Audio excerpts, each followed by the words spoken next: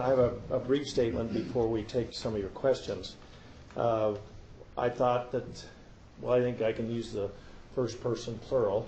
We thought that today's State of the State was upbeat and positive, and I thought it was very well received. I was watching the body language of the legislators, particularly in the House and particularly in JFAC, as they were hearing all of these, all of the ideas, and I think that they're fairly positively received. It's been since 2014 that we've had a governor that pitched a budget that is in that at that level of 3.75, and quote, without gimmicks. Now we'll dissect and see just how close to that accurate that is, but anyway, there got to be some transfers. I think that we thought it was very positive that that he's going to backfill the Public Education Stabilization Fund, but if you're doing that, then that constitutes a transfer, and I don't know that, for example, if that's in or out of the 375. But having said all that, I think that the budget was well received. I think there was general agreement in the education part of his, certainly on the K through 3 literacy. I think that no one can criticize the need for increased investment and increased emphasis put on the literacy programs in the state of Idaho. I personally took some pause when he talked about the third rung of the career ladder, and for this reason. We had extensive meetings back in Burley and Rupert this last summer with the school districts and the superintendents there. And we asked them, frankly, what they would, what we could do to help them when it came to teacher retention, because that's an issue all across the state. But the superintendents were quick to point out to us that the issues that surround teacher retention in our area, in those districts, are a little different than in other parts. Now, that's not to say that teachers prefer more money than to less, and they do. But so they asked me to pitch, and so I'm going to try it on you guys, that we do some of the same thing that we're doing with the flexibility that is embedded in the money that he proposes we send out for K through 3 literacy, to do that with the teacher retention as well. For example, the way our current formula underfunds the amount we pay to classifieds. In our school district alone, for every $1 they get to buy reading aids or classroom aids or IT directors or anyone that is not a certificated teacher, they get $1 from the formula, and yet it's costing them about $1.47. And in a similar ratio at the transportation, so the reimbursement for school buses.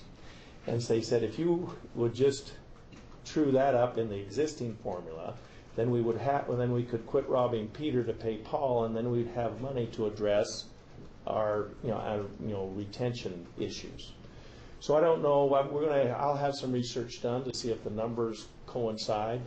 But I think we're all agreed that we've got to have great teachers in our classrooms, and how we do that, it maybe changes district to district. But overall, I thought it was a very positive speech, and looking forward to working with them. I don't think he has to worry at all about the beginning teacher salary. That was a commitment we made last year, and I don't see us walking away from that commitment. It was a little light, arguably, on property taxes, and the response, what the state could do policy-wise that would maybe give some property tax relief. Obviously, I was encouraged to hear on the water report, because it's me, and but I'm encouraged, and I'll have to dig into the budgets a little bit more to make sure that the money that we carved out last year to put towards flood control and water quality is there, and frankly, that could be, that could be a little bit more robust. But anyway, so I'm sure I'm missing something. Do you three have anything to say, or we'll take your questions? What do you think? Questions. Go to questions. Thoughts about the way the governor plans to fund the Medicaid expansion? Well, I think at a minimum, in order to get on the board, to use a pinnacle term, in the House of Representatives, there was not going to be new money dedicated to. I don't think there would be any support. Well, there'd be some support, but I don't think there'd be a majority that would support a plan that used new money to pay for the Medicaid. There's enough offsets in all of the budgets, including those in the counties. If you have a responsibility and you've been relieved of that responsibility, whether you're corrections or Department of Health and Welfare or the counties, frankly, then that could go to paying for the Medicaid expansion. And so I thought it was good. I mean, it was all done with offsets, no new money, and I think that's the starting point in the House of Representatives. Devil's in the detail on that one, though, because we don't have any detail. He just said this is what I'm going to do, but there was no detail on where the money's going to come from or how he's going to move it around. That will be one that we all look forward to seeing. It just seems that we're on track actuarially to be at where the state's obligation would be around 42 million. And as long as those numbers hold, then the offset approach probably could work. Sharon. The governor left some policy things in you guys' lap, and then of course you have your own ideas of what you want to do this session. What is your first priority going to be? Well, I think our first priority is going to be one of the less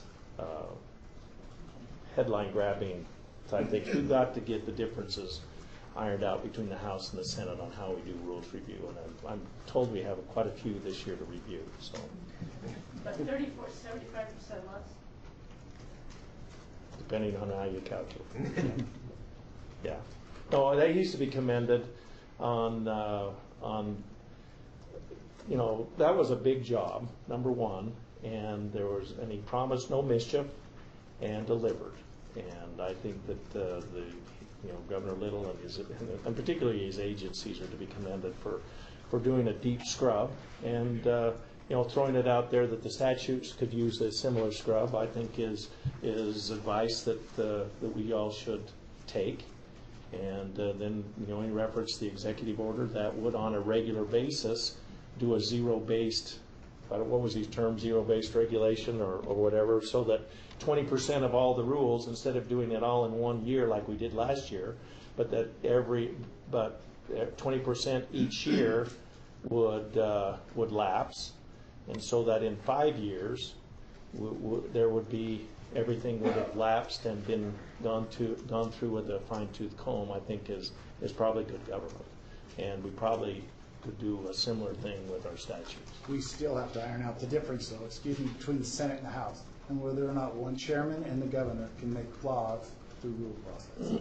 And so that's the issue that I think that the House and Senate need to decide, not the governor. Well, I heard there was some sort of compromise coming up on that, and I'm not quite sure how you compromise between one or two. Well, there are ways, and we're not ready to discuss the details of those here today.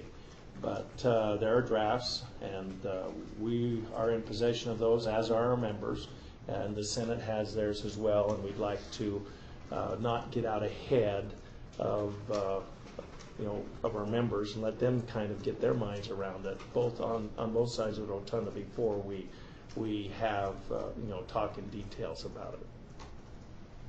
Yes, ma'am.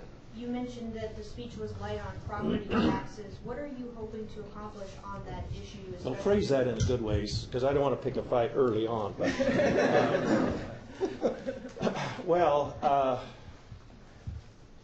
there's a lot of finger pointing at this part of, and you all have reported on that, and the property tax woes that are out there. But regardless of the justifications that that people give us, I'm hard pressed to I'm hard pressed to agree that someone's property tax. Where is McIntosh? Is he here? No. Well, before we were starting, I was talking to the Statesman editor, publisher. Anyway, your boss. Your cohort. She has a better adjective for it, you can tell. Well, okay, so the opinion editor for the Statesman's property taxes have more than doubled in 5 years. And while he stopped, because he saw the next question coming, he stopped short of passing opinion. Hopefully it'll show up in the paper, but there's little justification for his property taxes doubling. The services that he and his family use have not doubled. And so we have a system now that where growth is not paying for itself. And the original, the ones that were here 5 years are paying for this growth. And I think that while we don't have any, there's no bills that are drafted at this point, but wouldn't it be nice if you could just, as a homeowner, you could just count on that it wouldn't go up more than 3% this year? And because most Idahoans they're aware, that it's going to cost a little more, and they're willing to do their share. But when you have double-digit increases, and certainly when looking at it over a time period, they don't see justification for that. And it doesn't matter whether you're in the minority or the majority. You're hard pressed to find that. Now, our friends in the minority will be quick to say, well, then we just, if this all goes away, if we would just, increase the homeowner's exemption. Well, that's true, and that it would shift to the other classes of property, including the unshielded side of your house. So it might buy you some time. It may take a little bit of the pressure off, but if present trends continue, well, these type of increases with property taxes are unsustainable. And so that's my statement that it was a little light on that. But I think he's coming up with the same problem that we have. We don't know exactly what that needs to look like yet. See, and I disagree too. If growth didn't pay for itself, I don't think these cities and counties would be doing what they're doing now, approving everything that comes before them. I think they'd be holding back, and they're not. I also think that if you're not careful on the homeowner's exemption, I'll use a little widowed lady in my area. Okay, so we up the homeowner's exemption, and she gets another $2,000 off of her valuation next year. Her property taxes, her values went up over $200,000. $2,000 doesn't buy her nothing. It's a joke. So we really got to look at the heart of the problem and solve the problem, and not these little band-aids that don't accomplish anything. What is the heart of the problem? The heart of the problem is you've got to stop the growth in the property tax sides of these budgets. New construction in Ada County this year was 6%. Throw in 3%, it compounds it the next year. Throw in all that sort of things that they're doing on the taxes. Throw in the games that I think the assessors play with new construction. Throw in personal property as it shifts everybody else. There's a lot that needs fixed in property tax. The problem is when you start talking about it, the cities and counties have a fit, and a lot of legislators are afraid to push back on them. But I think that if they don't, and I'm hoping that our friends in the cities and counties can help us come up with a solution, that if they don't, there will be an initiative that fixes it. And I think they'll go back to something similar that they did in 1978, which is very similar to California's Prop 13, where they limit the property tax portions of those local governments from growing. I think they limited it 1% in 1978, and they limited the growth in their values. And I think in that bill in 1978 was 2%. And so it will stop the problem of property tax if that initiative were to pass. And I know that it's been talked about doing it through an initiative the legislature doesn't act. So I hope that our friends in the cities and counties and us in the legislature can come up with something that has substantial property tax relief, not a Band-Aid that shifts to somebody else, including back to themselves. So there's a lot of, we're describing the problem here, and we've got to find some way that gets us out of this and gives some broad-based property tax relief. If we don't, you can see it every day, and it's not just our elderly. We're taxing our elderly out of our homes, but it's young families. Look at all these apartments that are going up. They're going up because people can't afford to buy housing, and that's not what we want to be. And if we really think that raising property taxes, for example, in the city of Boise helps with a problem with affordable housing, it just makes it worse. We've got to find solutions that work. So if Here, that's, and then, if that's your oh. focus, Well, it's not our focus. She asked, as I mentioned, it was light on that subject, and so we maybe went heavy, but Really, but I mean, it's not surprising that that's, I mean, you said before the session that that was an issue that you wanted to focus on. And I guess my question is, does the focus on property tax relief mean that the governor's proposal for $35 million for the grocery tax relief, that's basically off the table? no, Bill, it doesn't, but you're making the assumption that somehow the state has to backfill these bloated budgets at the local level. Now, not all of them are bloated, but a lot of them are. You're making the assumption that it's our problem. See, people don't realize property taxes don't come to the state. They go to the local governments, and it's only a small portion of the budget. Most cities, it's only about 20% of their budget. Most counties, it's under 50%. So I think that the governor did the right thing to recognize that we have a problem. I just think that he's like many others, that he's trying to get his arm around it and what the solution is. But it's not going away. All right, so yeah, to kind of get away from property taxes for a second, something the governor talked about was public safety and reintroduction of prisoners, and some of the programs he'd want to fund for that. And at the same time, IDOC has requested many times more funding for prisoners that are already incarcerated, instead of sending them to private prisons in Texas. I was just wondering, from your perspective, if both of those things are something you want to consider in this legislative session, or if you are more focused on the governor's agenda of doing reintroduction programs and not so much worried about the prisoners that are already in the system. well, and we can pick his words, I guess, but I agree with what he said at the AP preview the other day, that it's a multifaceted a problem, and it's going to take a multifaceted approach to solution. It's going to include capacity. It's going to include streamlining and making more efficient the parole system.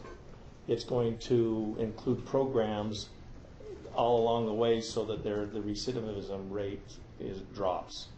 It's going to include these reentry centers. And it's going to be kind of an all of the above type thing. Now, the House has passed, sentencing reform for at least the last session for sure.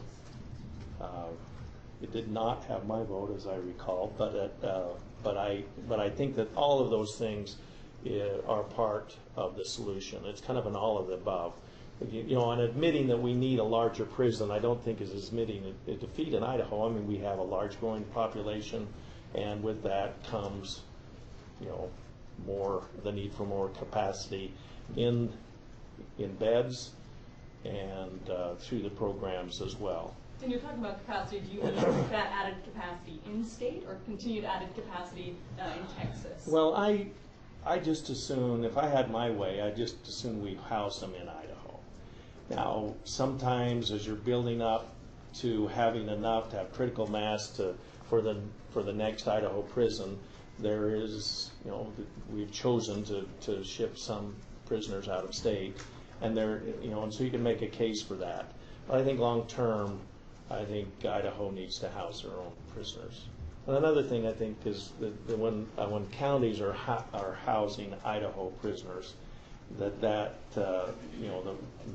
amount that we have reimbursed to the counties ought to cover their expenses, and that should not be a net loss leader, if you will. That's a wrong term, but they shouldn't do that at a loss to the. Not that we do, but that seems to be a constant refrain from the counties, and they point to things like that as the reason that their budgets need to be higher. But still in all, that doesn't justify the doubling of property taxes to people either. So Remember too that some of the counties have built prisons so that they can house state prisoners, and the amount we're paying them now seems to be sufficient. Other counties like Ada County have a problem where they're not getting them out to the prison soon enough, and they end up being a holding pen. That doesn't work, and it's not fair. How do you think the explosive growth in Idaho and specifically Boise will affect the prison system issue as well as the property taxes issue? Well, as much as we've described, there's going to be a certain percentage of our population that's going to end up in the system. And the more people we have, the, just the nominal number is going to go up. So I think that kind of speaks for itself as to, and to the extent that that compounds the property tax issue, I guess it does to the extent that there's more in the system at the county level, and that takes more money, etc. How do you feel like the government has responded to that so far? Do you approve of the way the state has been handling it up to this point? Well, I do, and these other guys can speak for themselves, but I think that it's always unpleasant handling the corrections industry or the corrections problems, and there's always ways that we could do it better. And if you talk to the families, then they have a whole new set of criticisms for how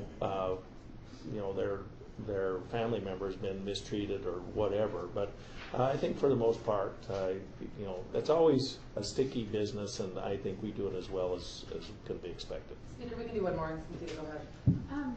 One of the proposals is to take $35 million from the tax relief fund and put it toward the grocery tax credit relief.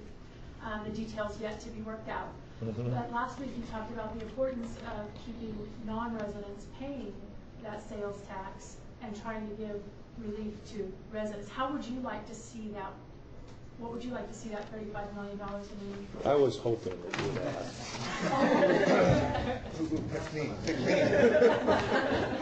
Now we'll firm up these numbers, but it looks to me like that the amount of the cost of the grocery tax credit for the state of Idaho, it looks like it's about $157 million. The revenues that come in from taxing food in Idaho look to be about $270 million. So quick math would say that the gap, so if we just walked away from it, that the gap is over $110 million.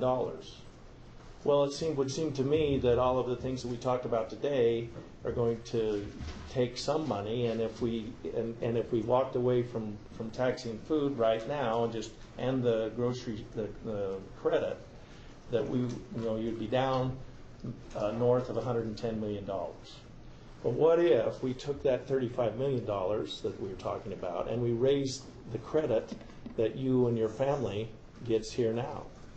Right now, the first, we did the math the other day, but right now, for every Idahoan, they all get $100 grocery tax credit, and that's for every man, woman, and child. And if you're a senior citizen, you get $120. Well, that already shields a large portion of your grocery purchases from sales tax right now. And we haven't added to that in recent years.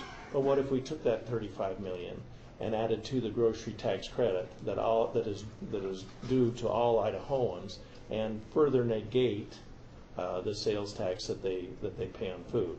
So, for example, if we bumped it to $125 for both seniors and you and I guess I'm still not a senior. then that we're getting we're getting there. Then that would shield about $175 of grocery purchases every month if we bump the credit up to $125. And I went back and we read the wording in the state and in his speech. And I think that careful reading of that would allow for an approach like this. That would relieve the burden of sales tax on food to Idahoans. And that $35 million if you work the math back, then it would be approximately around $125 for all citizens. If we want to have it staggered for seniors and regulars or non-seniors, then we can do that. But then my friend, the majority leader, was quick to say, let's make it 40 and negate even more of the effects of sales tax on food.